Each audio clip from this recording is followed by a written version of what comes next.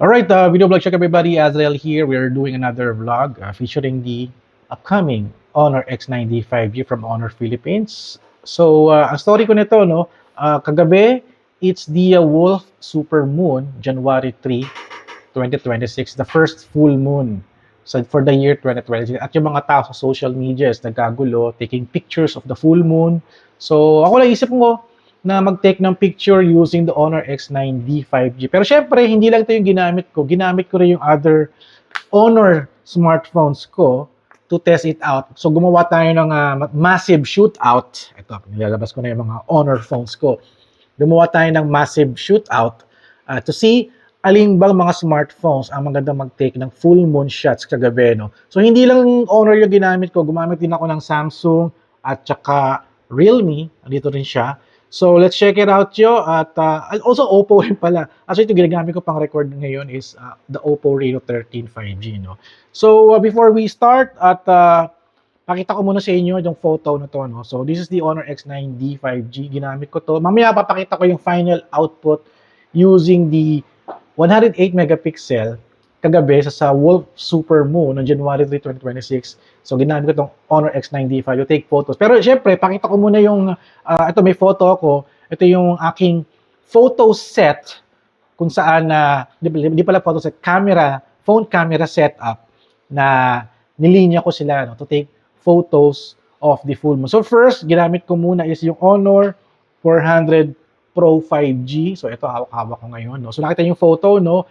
Meron tong zoom, kaya ganyan kaganda yung pagka-picture ng full moon niya. Siyempre, everything it's very automatic. Naka-photo mode lang ako doon. At for sure, may enhancement niya, automatic na yan dito sa system ng Honor 400 Pro 5G, no? At napakaganda nung output niya, no? So, sabi ito, may mga dito, ISO 50, di ba? 2.4 aperture, yung equivalent ng lens niya is 1,125 mm. So yung super zoom nito, parang sinagad ko to, I think the zoom is around,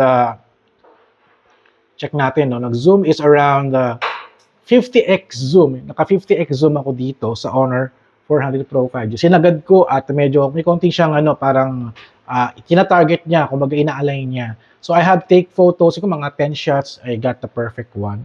And then next on is the pinakagusto ko shot, the Honor Magic V3, yung aking foldable na Honor smartphones, yan, foldable yan. At napakaganda ng camera nito, grabe. Ito yung pinakamalapit dito. Tsaka ito, talagang super zoom siya, no? Super zoom siya. At everything is enhanced. The brightness, automatic, naka-photo mode lang ako dito. And the zoom is around 100x yung zoom natin dyan.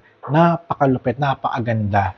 At pag taking photos talaga ito lang ginagamit ko, ito yung Honor Magic V3, talagang well done, napakaganda at wala akong problema. Hindi ako naka-pro mode, naka-photo mode lang ako dyan. So, up next naman is, this is the Honor 400 5G. Ito yung Honor 400 5G. Wala itong zoom features, kasi makita mo, dalawa lang yung camera niya, no? If you see the Honor, ito yung Honor 400 5G, ito yung 400 lang. So, ito makikita mo, tatlo yung camera niya. Ito, dalawang camera ni Honor 400. Si 400 Pro, tatlo. Kasi isa dyan, telephoto or zoom. Ito namang isa is wala siyang zoom. It's only wide lang. So, ito lang yung focal na nakuha niya. At ang ano natin nito is, ang zoom natin ito for photo mode is around, 30x. Ayan. 30x lang tayo dyan. Taka 30x lang tayo dyan. So, that's the shot ko ng full moon using the Honor 400. To shoot out natin, very interesting. Sayang, hindi ko padala yung mga smartphone ko kasi wala ako sa bahay, sa ibang lugar ako ngayon. At ito naman isa naman is using my primary phone, the Honor 90 5G. Ito yung aking primary phone. Actually basag na yung screen nito, nabasag na yung screen nito. Pero still, I'm using it pa rin kasi ito yung mga pan-transaction ko nandito, lahat. Ginagawa ko tong hotspot and also, ano pa ba? Ay, pang book ko ng Grab, nandito na rin din. So, ang zoom ko dito sa photo mode is around, napakalit lang ang focal lang nito. 10x lang to. Hanggang 10x lang siya. Ayan, nakita yung itsura ng ilong ko. Ayan, no? Ayan. Kita niyo yung mata ko. It's only 10x at medyo hindi ganun kaganda. So, medyo nahirapan akong mag-take ng photo, no? Pero still, okay na rin siya for mga close-up shots, pang selfie. And I think this is the Honor X9D 5G. Ito na siya. 108 megapixel pero wala siyang zoom. Ito yung problema ko sa phone na to, no? Everything is good. Matibay siya. Pero wala siyang zoom. And I got this in photo mode in 10x lang siya. 10x lang. 10x lang talaga siya. 10x. Yes, 10x lang talaga siya. So, ayun, 10x lang yung ginamit ko dito to take this full moon shot kasi wala siyang zoom. But still, well, okay na rin din. Siguro kung gagawa kayo ng photography na mo, no, daanin nyo lang sa composition. No? Medyo long shot na lang, wide.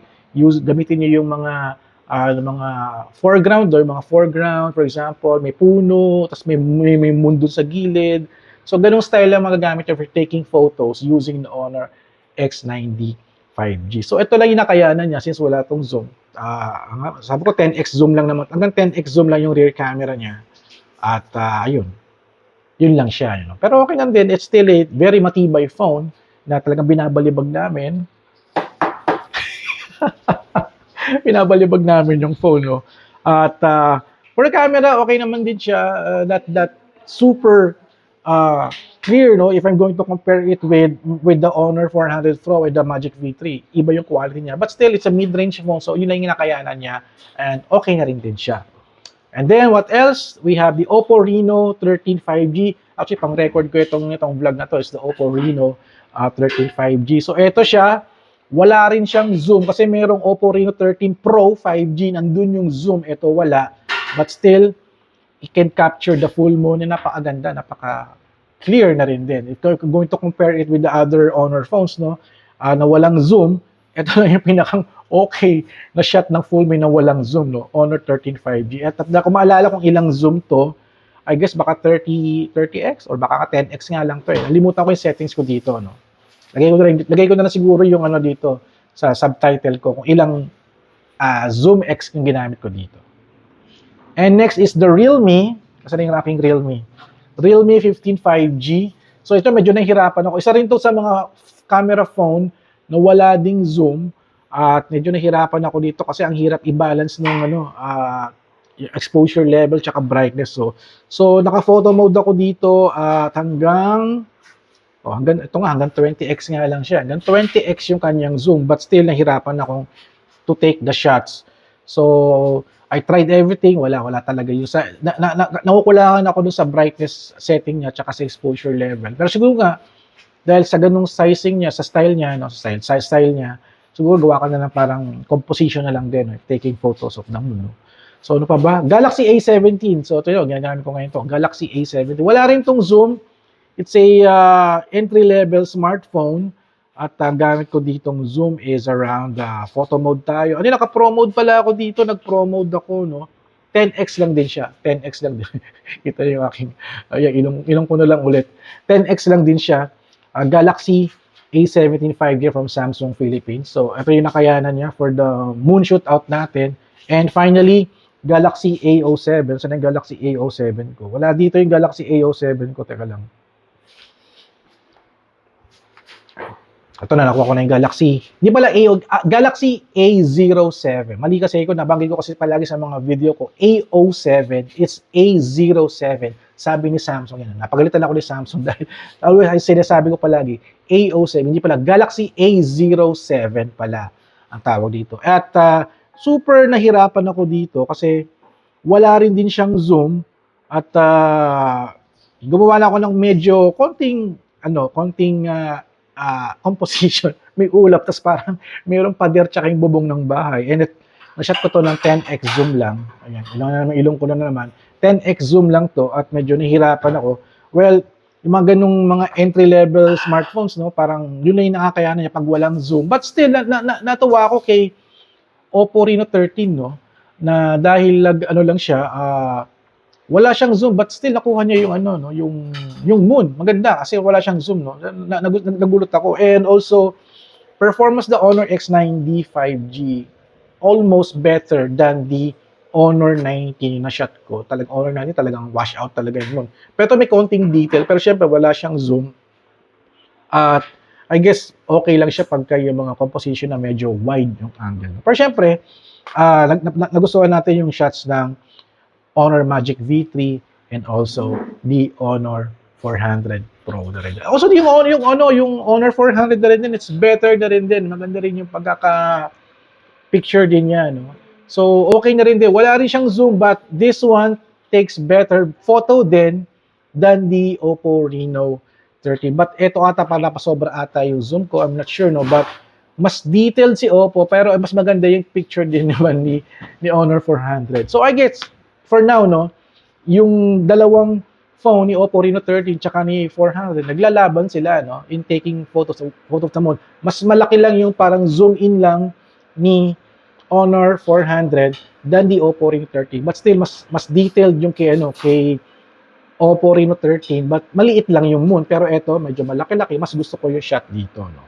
So, that's it. So, yun lang talaga nakayaran ni Honor X9D. So, wag na tayong parang maglokohan pa, no, na talaga makakapakuha to ng super moon. Pero kung magkakabit kayo ng, for example, ng mga telescope, no, or yung mga zoom lens, no, I guess kakayanin niya.